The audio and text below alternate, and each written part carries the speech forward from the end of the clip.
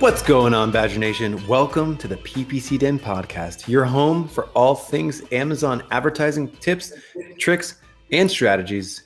You can get all our podcasts at adbadger.com/podcasts. Today, it is always a privilege to have the one, the only, Elizabeth Greene from Jungler. Elizabeth, thank you so much for coming back on the show. It is always great to have you here.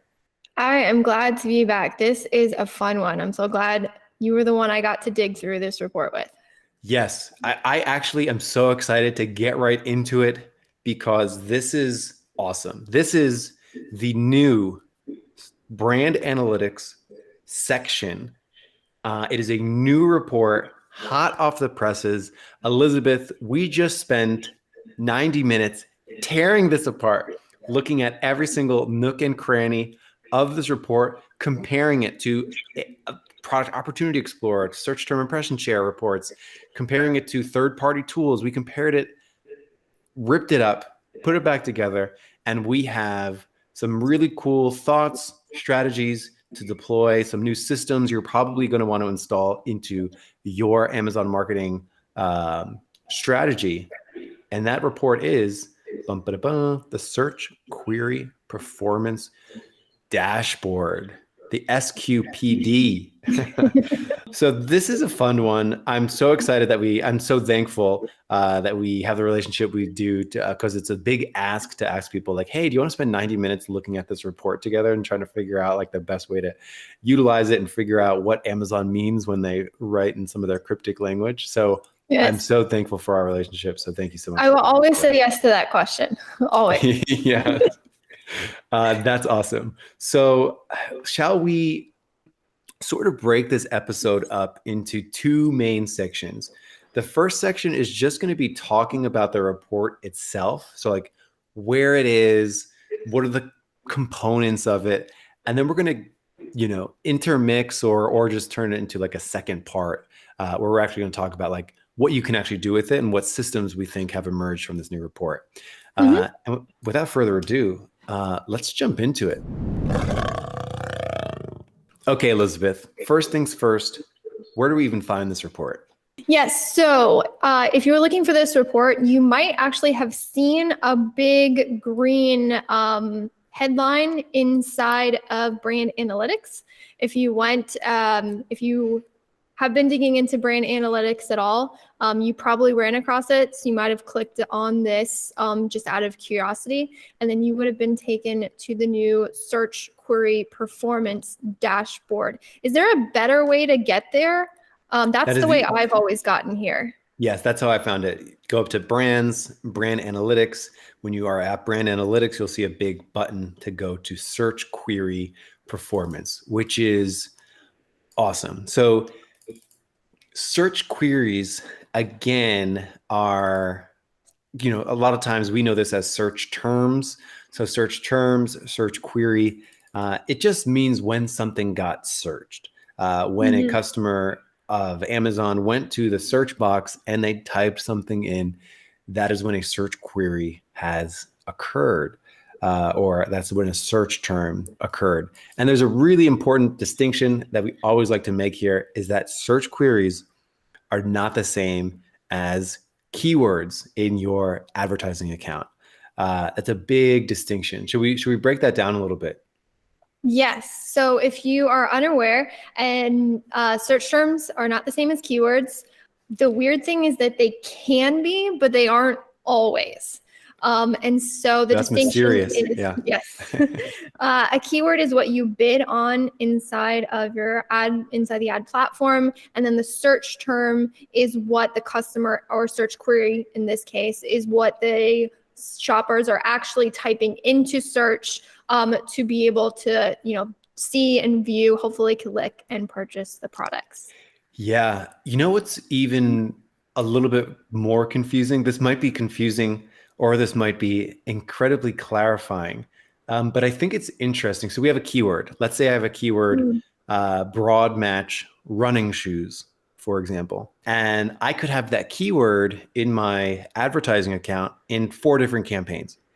When I look at my search term impression share report, I will see all these search terms that were triggered by running shoes in campaign 1, campaign 2, campaign 3, campaign 4.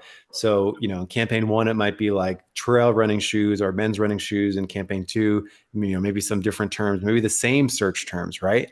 So it's like the search term report is reporting the terms that you appeared for that were triggered by a particular keyword. Mm-hmm. In the search query performance, it's as if it took trail running shoes, which maybe I appeared for in 4 different campaigns. It's taking those 4 separate search terms that were triggered by the same keyword, and now it combined it to give me the search query performance. So it's like that might be a little distinction between search query in Amazon's view, that the search term was triggered by a keyword in your advertising account, whereas the search query is the sum of all of those search terms and the sum of the organic searches as well. Now, Elizabeth, give it to me straight. Was that confusing or clarifying? I think it was clarifying. People might need to hit the go back 30 seconds. It was deep. You went deep there. Yeah. So I always say that regardless if you're running ads or if you're just appearing on the platform, or search query, which can be how a shopper actually interacts with your product. Like, it is the base level. The reason why we have to jump up to the keyword level is because that's, for the most part, the kind of highest or lowest level of control that we really can have inside the ad platform. Yes, I mean, if you really get nasty and do negative terms, but you can't control the bids at the search term level. So we have to just sort of aggregate everything at keyword levels, which is perfectly fine and acceptable for an ad platform. But when you really get down to it, the search queries or search terms are, again, where the shoppers are interacting and viewing your products. Yes, exactly. So when you first land on this report, you're going to see a couple different cool things. The first option that you really get is what time frame do you want to look at this data on? And it's actually really neat because I can go back for about 30 or so weeks if I wanted to view this on a weekly basis. In terms of the month, I can go back. We're recording this in April 2022, and I can go back all the way to September 2021. So that's September, October, November, December, January, February, March. So that's 7 months of data that I can pull back from, which is a pretty significant amount of data. And I'm curious to see if they will continue lengthening this and I can go back in time and look up everything. Like, are they storing the data, or is it getting purged like, a search term impression share report? If you didn't download it from last year, it's gone forever unless you've been saving it. So that's a cool little distinction there. So that's neat. They gave us different time frames, and we'll get into some, sort of some thoughts around using this date range to your advantage to combine it and some of the benefits of combining it over time. But that's really the options that you have up top. At what time frame are you going to be analyzing these things? And I always get asked the question like, hey, at what time frame should I be using in my accounts to make decisions about things like, should I be optimizing bids on a 30-day time frame or 60-day, or deciding if something should be a negative based off 30 days or 14 or 60, 90, whatever. And I always try to think like things need to be statistically significant. So like if you have an account that maybe only is doing $10,000 of revenue a month, not much is going to happen week to week. Not many significant things might happen week to week. But if you have an account that does $10,000 a day, well, then, you're getting 30 times the amount of data in a single day than that first example. So keep that in mind as you navigate through, what date ranges you should be looking at. Yeah, I 100% agree with that. And I also think it depends on what you're trying to find in the account. So if you're looking for like past historical performances, you probably should go back a little bit. If you want to see what trends are happening right now, then maybe you need to view shorter windows that are much closer. Yeah. So, we're both very like technical, down in the weeds kind of marketers. So I feel like we kind of downplayed the value of the search query performance report, but it's actually pretty amazing. It's actually pretty amazing. And we did not hype it up enough, uh, because this report is actually showing you your top 1,000, what Amazon considers your top 1,000 most important search queries that you appeared for. It ranks them for you. It tells you how many times it was searched using their data in any particular time frame. So like you can actually go and see how much a search term was actually searched last week or last month, real first party Amazon data. It'll tell you how many times your brand got clicked on and how many sales you got from that query. This is the first time this data has ever existed. Like directly from Amazon, your top 1,000 terms, how much they were searched, how many clicks you got, organically and paid. This is wild. Yes, I mean, we were starting to dig it through this, and I think both of us were starting to get pretty excited. And as we dug through it, we were recognizing that although you do get some search query information inside of brand analytics, you only kind of got the top three, the top three clicked ASINs, and you kind of had to infer things. And I had kind of pointed out earlier that there really historically hasn't been any good data to pull out actual performance on an individual search level. Other than what insights you can gain through the ad platform.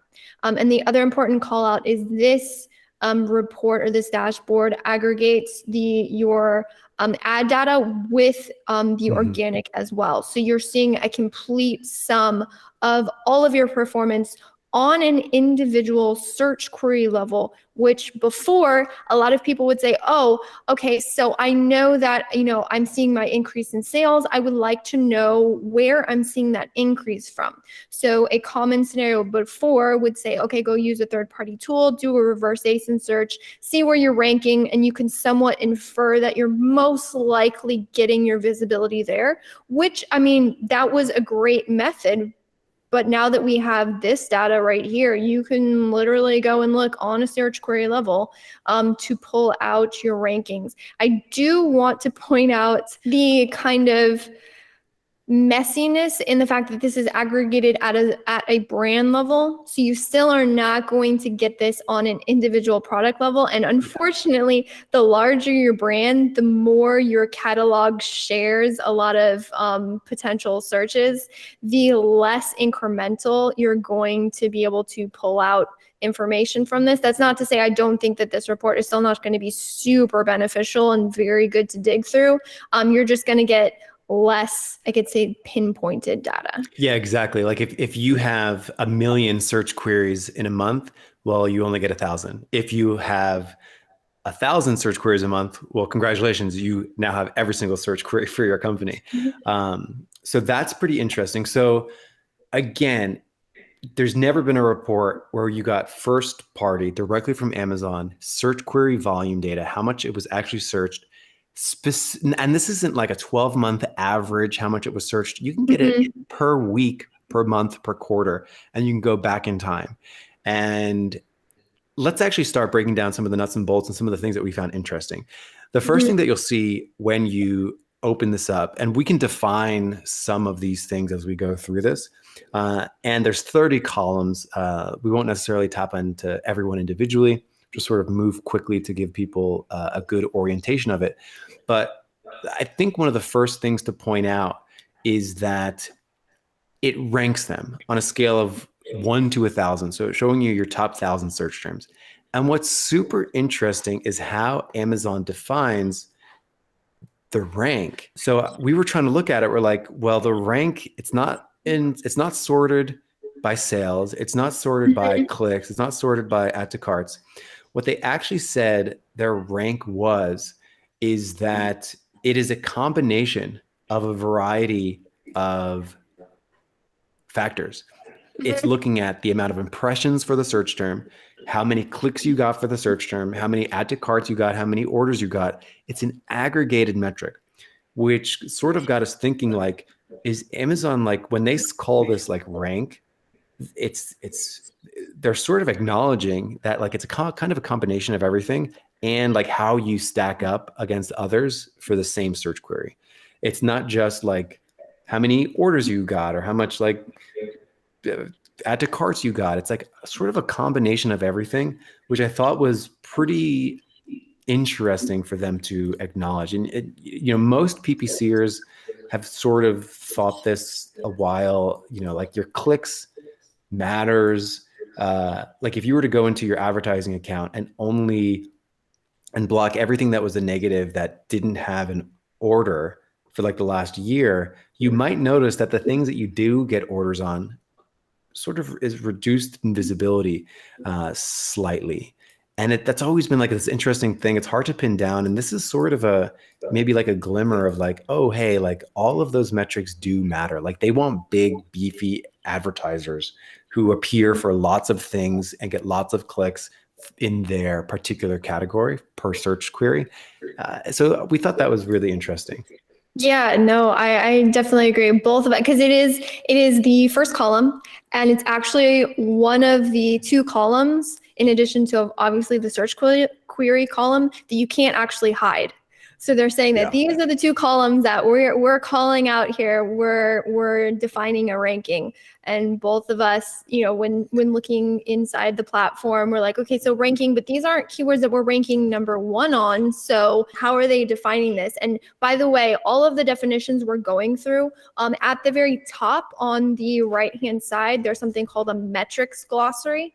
You can open that up and you can look at Amazon's definition of this, and then on each line item, there's a little blue button that says see additional metric details, which you can then expand and just try and dig. So that's what we were doing when we said we spent 90 minutes digging through. We basically went through everything, and we were trying to infer and go back and forth on, okay, so what are they meaning here? And that was a very interesting call out for both of us in looking at rank metrics. So both of us, when viewing this dashboard in our respective accounts, and just both of us kind of knowing what the accounts are doing overall, we were saying that these were not metrics these were not search queries that we knew we were ranking very high.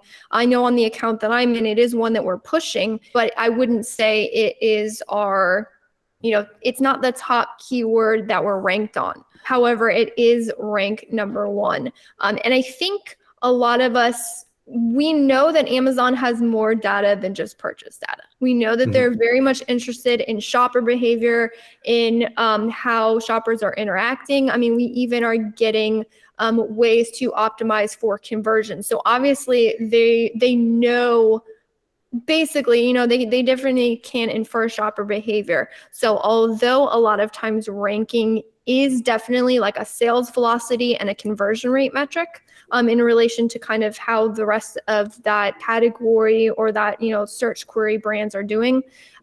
We're also looking here at the definition. We use a combination of search funnel impressions, clicks, add to carts, purchases of queries, and your own brand performance. So there's a possibility that depending on how well your brand's doing overall in a category, that may or may not. Again, this is all inferred just based on what we're reading here. So if you want to go dig into it, go read it for yourself. Maybe you'll pull out some insights and can share it with the rest of us. For sure. Yeah. And then the second big column here is the search query volume. And it's definitely worth sharing how they're defining the source of all of this data. So the search query volume is how much that search term was searched. And all the other metrics that we're going to be looking at here, how many clicks, orders, is a subset of how many times it was searched. So for this report, they're not including if you landed on like you're looking at a product, you click on another product while on a product page, and then you end up buying it, that would not get included here. And that's an important distinction that they made. Like, this is really your search market share. So as we talk about like orders that you got, And if you were to sum up all the orders from this report for this, like, first 1,000 queries, and you were comparing this to like advertising data or your total sales data, it's going to be way lower, because this will only include searches, and it does not include all the other ways that somebody might find your product and purchase. So even like an off Amazon ad from Google Ads that goes directly to your product page, they didn't perform a search on Amazon, it will not show up in this report. So those are some distinctions that Amazon made as well.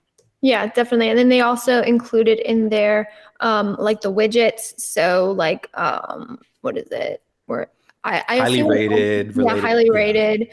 Those purchases, even though they do appear on the search pages, they're not factored. Any purchases made through those are not factored into these numbers. Exactly. So yeah, so the search query volume is the amount of times that it was searched on Amazon during that selected time frame. And that is so cool to see. So I'm looking at a particular search term here. I'm obviously going to change it for this podcast. I'm just going to say that I'm looking at running shoes. It's the number one ranked term. And it says it's searched 32,384 times. And as we slide into the next category of metrics, it's worth knowing like how they define impressions here. So they have search query volume, how much it was searched. It was 32,000 times. But then I look at the total count of impressions, and that's 3.9 million.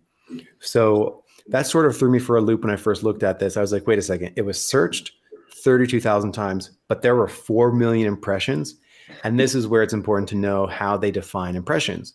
So impressions here, let's say there's one search for a term. So that's a search query volume of 1. But then there's 50 products that appear on that first page. If that first page loads, well, then there's going to be 50 impressions, organic and paid, for that one search query. So that's where the impressions come from. And the reason why that's important is like, okay, let's say there's one search for a query. They load the first page, that's 50 impressions. They go to the second page, that's another 50 impressions. They go to the third page, that's another 50 impressions. So that's why the total count of impressions is so much higher than the actual amount of individual searches it made there.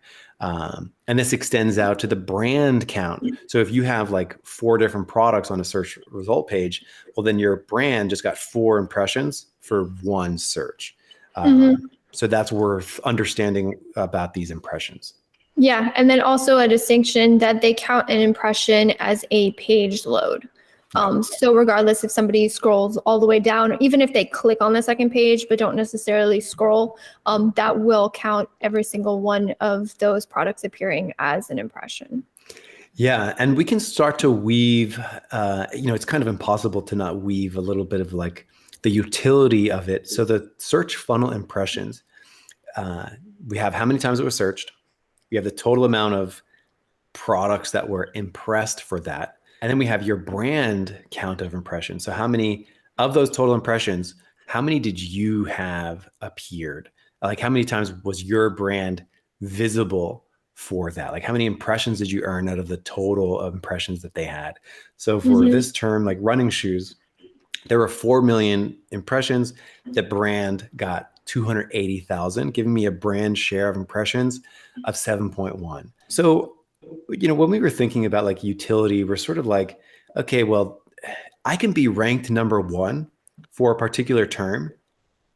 That doesn't mean I'm going to have like 100% of the impressions. So I was kind of thinking like, you could be potentially increasing your ranking for a search term, but your impressions might not change. Like if you're on the bottom of the first page and you move to the top of the first page, your actual impressions is going to remain the same, because everybody who appears on that first page gets an impression when something is searched. So in terms of like the utility of the impressions, like kind of useful to know. It can be influenced if you get multiple products on that first page, like that's going to like double the amount of impressions you get. So it can clue you in terms of like how dominant is your brand in the first page, or like the amount of pages that were impressed.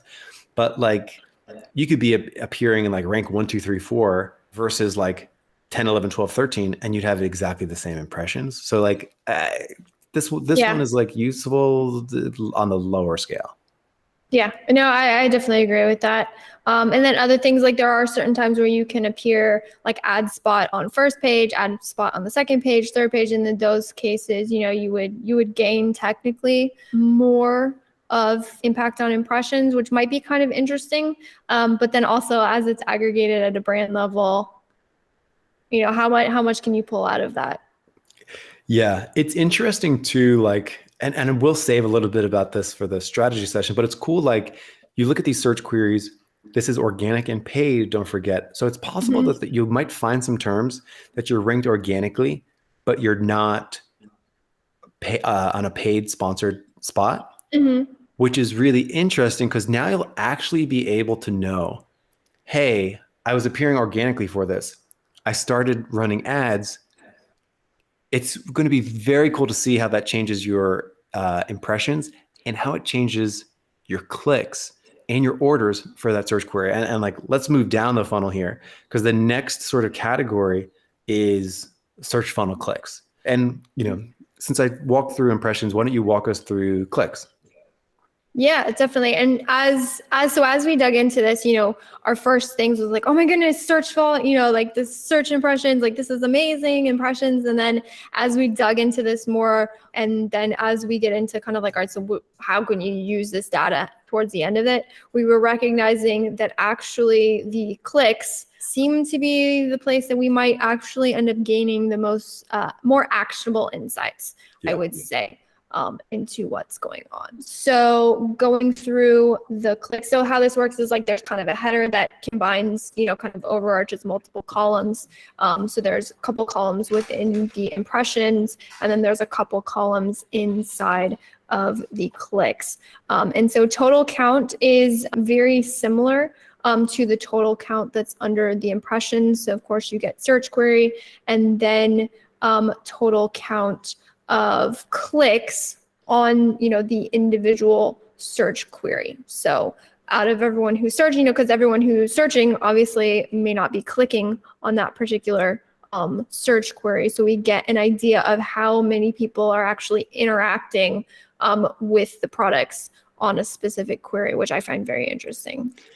Yeah. So, for example, this term that I'm looking at, let's just say it's running shoes. It got searched 32,000 times, but it had a total click count of 45,000 times. So it got more clicks than it did searches, which is like another really, really interesting way. Like when we think of these, when we're thinking of like terms and how often they get searched, we often think of like how many times they get searched as like the be all end all, but it's actually a little bit more useful to know how many products actually got clicked, like how many clicks are happening for a particular search term. And I mean, later down the funnel, it'll actually tell you like how many total search orders there was. Like that's even more valuable than the amount of like times it was searched. Like how many times did a search end in an order? That's even crazier to know. So like that's what's so cool about this report is like it's giving you the full funnel, like how many times it was searched, how many products appeared, how many times the search led to a click, how many times the search led to an add to cart, an order. So just sticking on clicks, I'm very excited here, but like just focusing on clicks, like this is cool because it'll tell you of the clicks that were earned from the search query, how much did your brand get? Like this is where if you improve your ranking, you'll see it. This is where if you're like adding sponsored brands and sponsored display and like sponsored products for a term, this is where you can see big gains. And what's cool about this is for my number one search term here, running shoes, I only have a brand share of 8% of the total amount of clicks.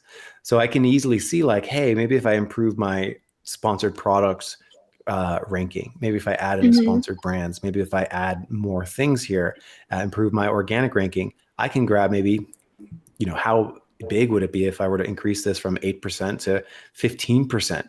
I could potentially double my traffic for this particular term. And that's like a really cool way to think of like market share. Like what's my market share per query here? Yeah, absolutely. And yeah, I think it's cool going back to total count Correct me if I'm wrong, but when we were reading the definitions, I think what we had determined, because like you're saying, the total count of clicks was higher than the searches through that particular search query. We were seeing that the total count of clicks was the cumulative amount of clicks a shopper interacted with that specific search query. So our theorizing, although they didn't explicitly say it, was that someone may search and often you go search and you click on a product, nope, that's not what I want. And you go back to the search and you perform that action a couple of times. Is that all of those would be counted in the total count of clicks? Yeah, exactly. That's search funnel clicks. And we'll finish talking about the different categories of new columns that we have, and then we'll circle back and talk strategy and like new systems that we think. So just moving a little quicker here through the columns, the next category of columns that we have is cart ads.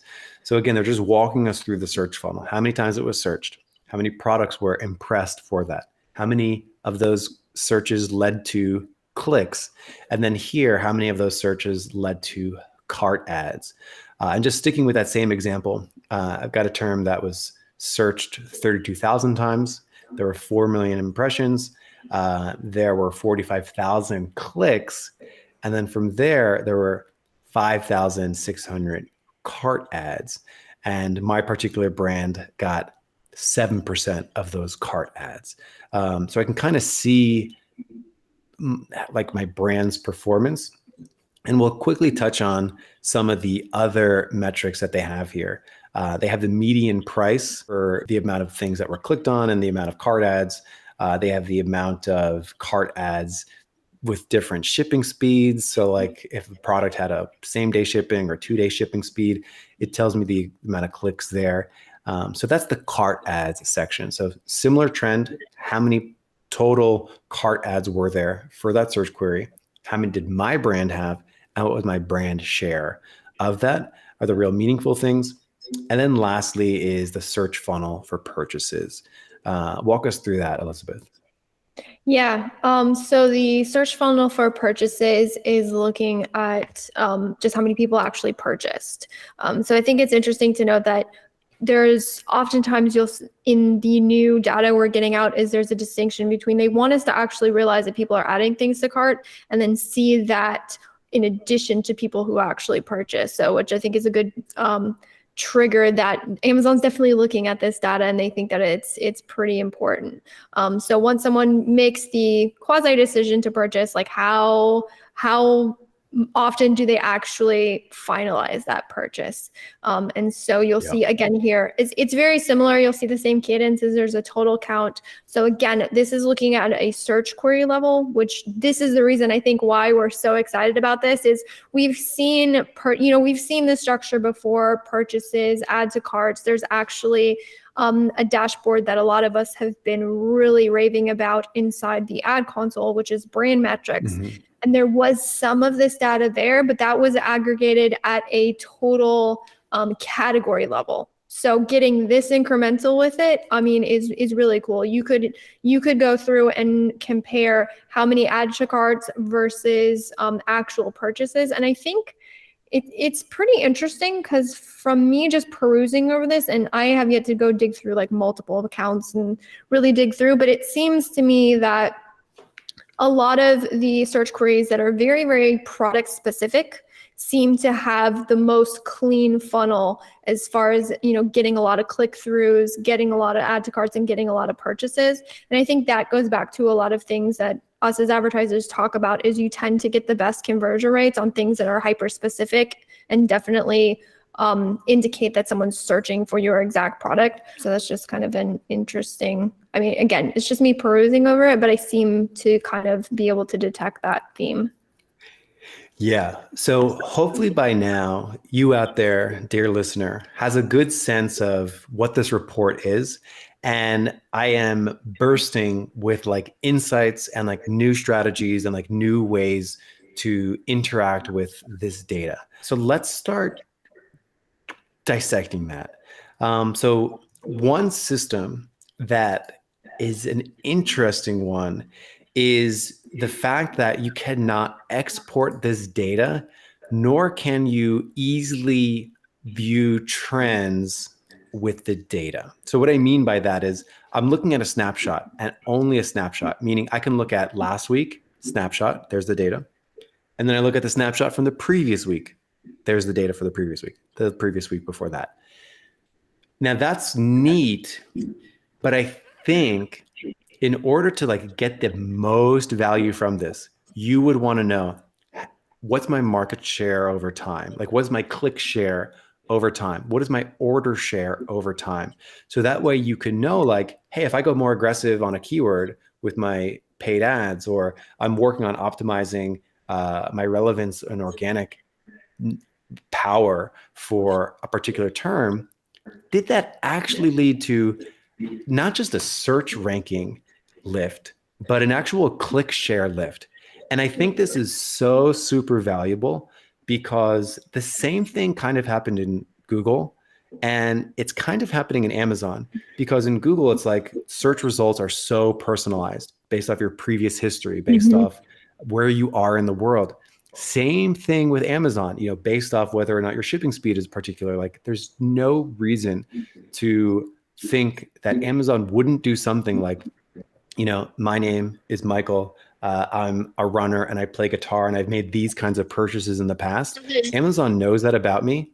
There's no reason to think that they won't take that data and like swap it with somebody else who like also buys the same things as I do to display products that like I purchased, that they made the same search. Like, what did I buy when I searched it? What did this other person buy when they searched it? Like, I'm sorry. Like, what did I buy when I searched?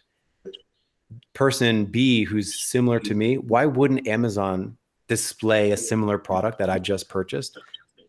Because we're inclined to shop the same way. So yeah. I think this kind of like from the SEO perspective, could this potentially like replace ranking, which is personalized and varies from device to device, person to person, part of the country versus part of the country?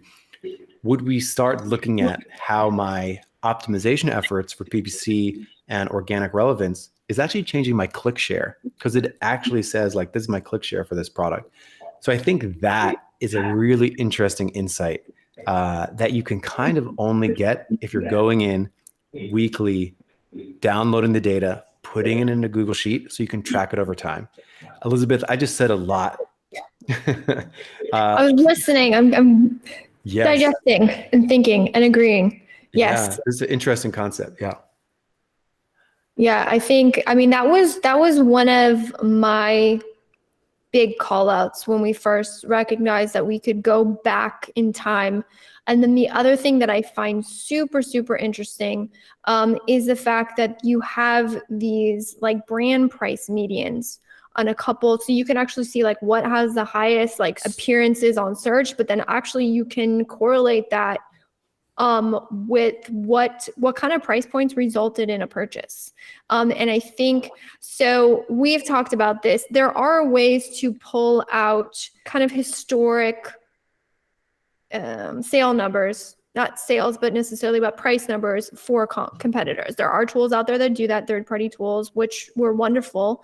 But the thing is, most of those you actually have to go down into the actual listing level. And then if there's a variation, you got to go check all the variations to kind of determine what their price history has been. And I don't think, I mean, that's a lot of data for a third-party tool to have to like pull together and give you like on an individual query level.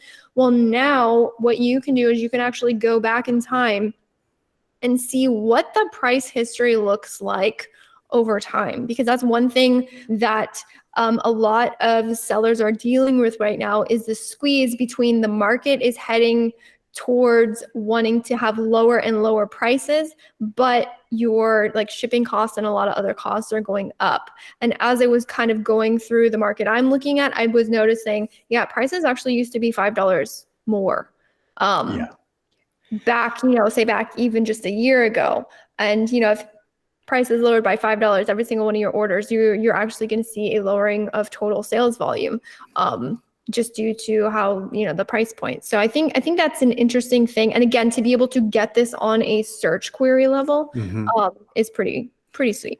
Yeah. The other cool thing, and we're just rapid fire insights and systems here. Another really interesting thing is that this is real first party from Amazon, how many times something was searched in a particular time frame.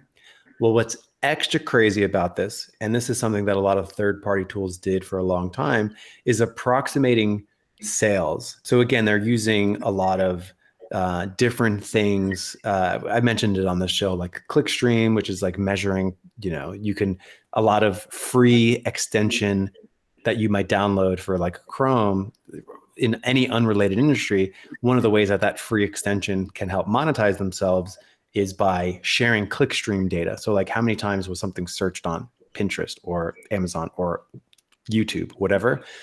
So they can develop these like third party approximate like market research tools. And that's great. It can potentially get you close, but this is real data right from Amazon, which is wild. And you can also try to extrapolate how many times approximately something got sales for a particular query. Well, now you have how many times the query was searched, and then how many purchases there was, and then what the average median price of each purchase was. So you can multiply how many purchases there was by the median price, and then go ahead and understand like, hey, what is the actual total market share in terms of revenue for a query? And then how much revenue did I get for that query? It's like true actual market share on a per query basis. And it's not sort of a third party aggregated, like, okay, well, you have this ranking, this many reviews, like we're extrapolating, BSR type thing. This just tells you total count of purchases for the query and how many of those purchases you got, how many clicks you got. So it's like a great way to actually measure the impact of the optimizations that you're performing on your PPC per query, on your organic per query. So this is like a new way to sort of measure your market share on a per query basis. It's very cool. Yeah.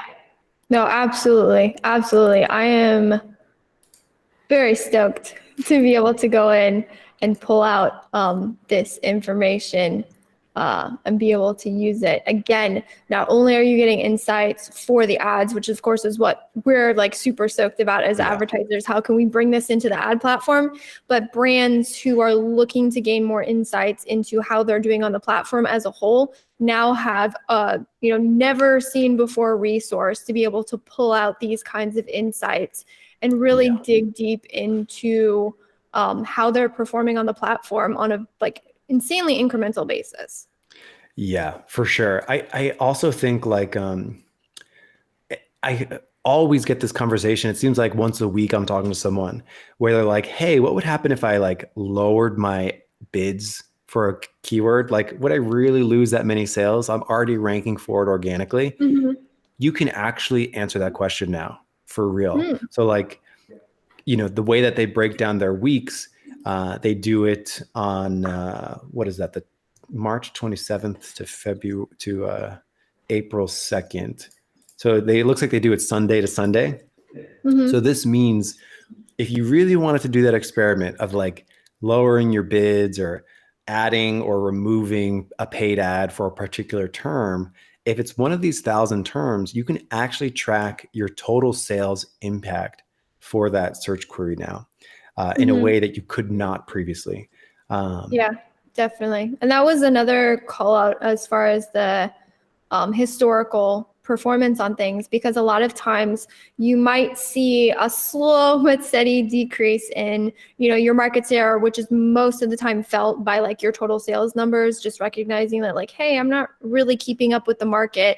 And a lot of times it's kind of left under the surface until one day someone wakes up and realizes like, oh my goodness, this is something I need to deal with. So how do I get back to where I was? That's a very common theme now that the platform has gotten very, very competitive. How do I get back there?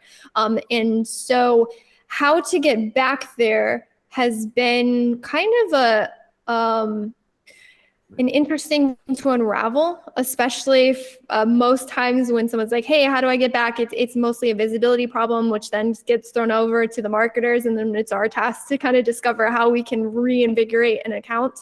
And one thing that we often will do is go back through and say, oh, so where were we performing in the past?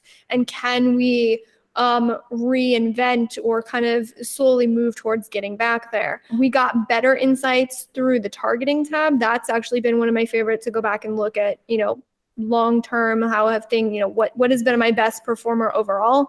But getting it back on a search query level, again, because this is where shoppers are actually interacting with your products, purchasing, adding to cart. This is the level that they see. Again, Yes. Keywords are what we can influence, but this is what's actually triggering Amazon to, rank your products, to recognize that you are, well received on a certain search. For sure.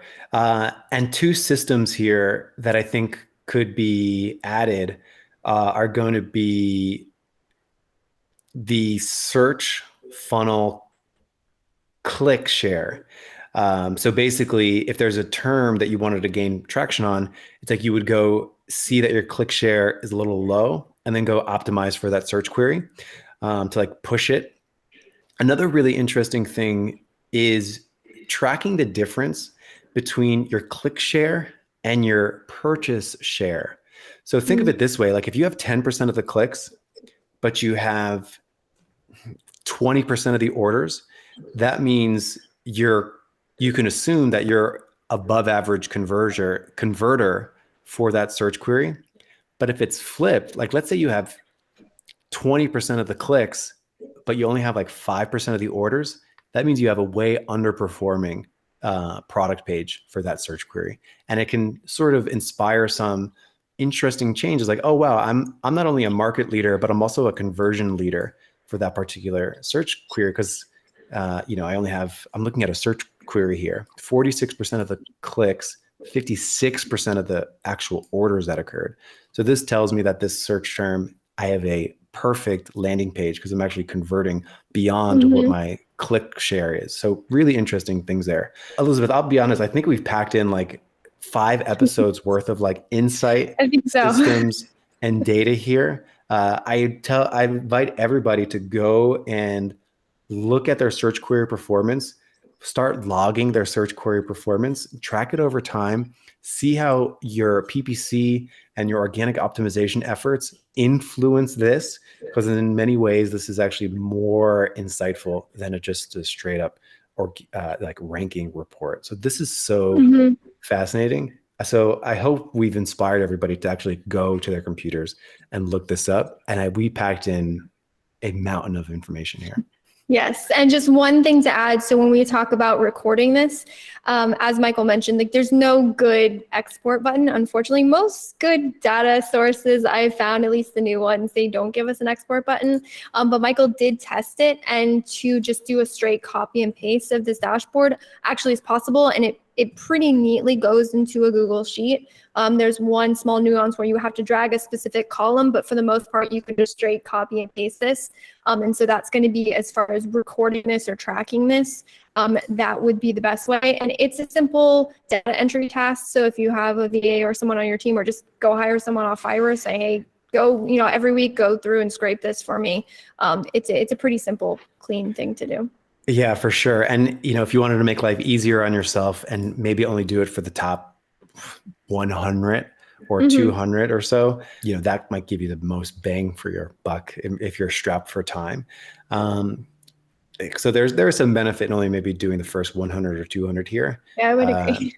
Depending on the size of your company and like how many orders you get, like, I'm on the 10th page here. So I'm looking at like my rank 1000 term, and I'm looking at only, how many orders am I looking at for this? 0. So, my 1000th term here didn't even get any terms. And some of these ones on this last page, I'm actually looking at actually aren't that relevant, believe it or not, for this particular brand. So play around with that system, but this is very cool. This is like probably a new system that we need to incorporate here at Ad Badger, and I'm sure you're probably thinking the same thing Yes, for Jungler. Yeah. for sure. This is neat. So I think we've done it. I think we've inspired people to I hope go so. start using this new report, because it's the first time we've ever had first party search query data, first party conversion data, how many actual purchases there was per query, and what your brand's share of it was. This is huge. Go use Yes, it. it is huge. Elizabeth, it is always an absolute pleasure. I know that everyone in Badger Nation loves it when you're on the show.